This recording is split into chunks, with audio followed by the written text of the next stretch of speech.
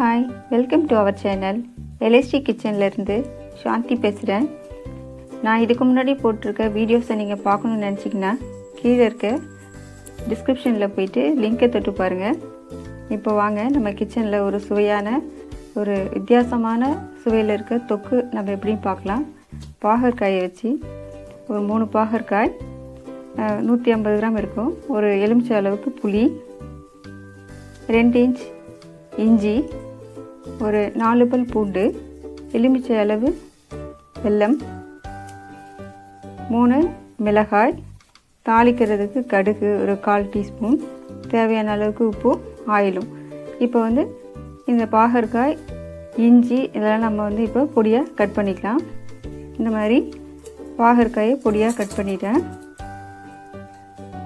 பூண்டையும் தோல் உரித்து வச்சுட்டேன். இஞ்சியும் பொடி பொடியாக கட் பண்ணிட்டேன். இப்போ இதை நம்ம என்ன செய்யணும்னா வதக்கிட்டு வரணும். ஒரு கடாய் வச்சுருங்க. கடாய் நல்லா ஹீட் ஆகட்டும். இந்த சுகர்காரங்களுக்கு இது ரொம்ப ரொம்ப ஹெல்த்தியான ஒரு ரொம்ப தேவையான ஒரு கசப்புத்தன்மை கொடுத்தா தான் அவங்களுடைய சர்க்கரை சுகர் குறையுவாங்க. இதை நம்ம டெய்லி போயிட்டு ஃப்ரெஷ்ஷாக வாங்கிடலாம் இருக்க முடியாது. இதுக்காக நம்ம போயிட்டு மெனக்கிட்டு இதெல்லாம் வாங்கிடலாம் இருக்க முடியாது. அதனால் இந்த மாதிரி ஒரு தொகையெல்லாம் செஞ்சு வச்சிட்டிங்கன்னா டெய்லியும் அவங்களுடைய சாப்பாட்டில் கொஞ்சம் கொஞ்சம் எடுத்துக்கலாம். இதில் நம்ம வெல்லம் தான் ஆட் பண்ணுறோம். வெல்லம் ஆட் பண்ணுறதுனால அவங்களுக்கு சுகர் லெவல் எதுவும் அதிகமாகிட போகிறது கிடையாது.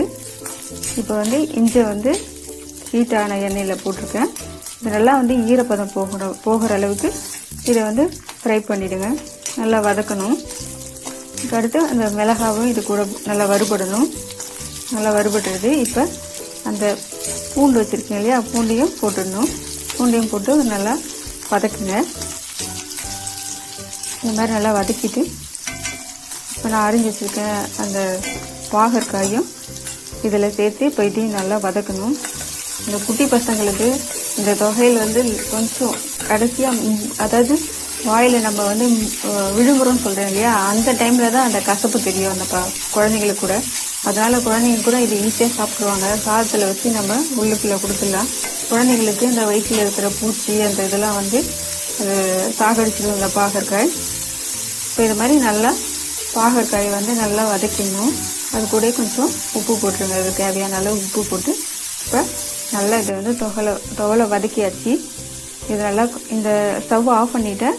அந்த ஹீட்லேயே இந்த புளியை ஆட் பண்ணி நல்லா ஹீட் பண்ணிவிடுங்க. ஹீட் பண்ணிவிட்டு நல்லா ஆற விட்டுடுங்க. ஆற விட்டதுக்கப்புறம் இப்போ மிக்ஸி ஜாருக்கு இதை மாற்றிட்டு இப்போ நம்ம என்ன செய்ய போகிறோம், பேஸ்ட் ஆக்க போகிறோம். இதுக்கு தேவையான அளவுக்கு தண்ணி விட்டுருங்க. தண்ணி விட்டு இப்போ பாதி அளவுக்கு அரைக்கும்போது நல்லா இதை நம்ம பேஸ்ட் ஆக்க போகிறோம். இப்போ இதில் அந்த எலுமிச்சை அளவு இருக்கிற வெல்லத்தையும் இது கூட ஆட் பண்ணி நல்லா நைஸாக நம்ம இதை அரைச்சிட்டு எடுத்துக்கலாம். இந்த மாதிரி நல்லா பேஸ்ட் ஆக்கியாச்சு.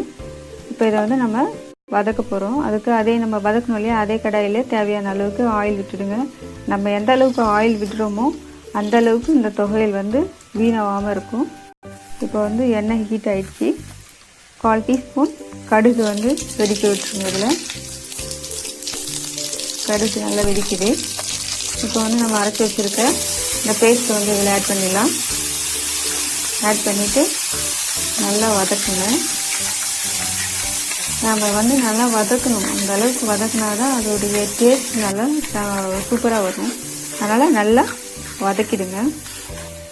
அந்த எண்ணெய் பிரியிடும் அப்படின்னு சொல்லுவாங்க இல்லையா, அந்த அளவுக்கு கைவிடாத இது கிளறுங்க. ஏன்னா அடி பிடிக்கிற அளவுக்கு இது இதுவாகிடும்.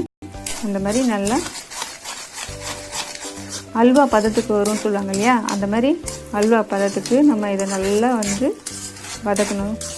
பாருங்கள், நல்லா பபிள்ஸ் வருது.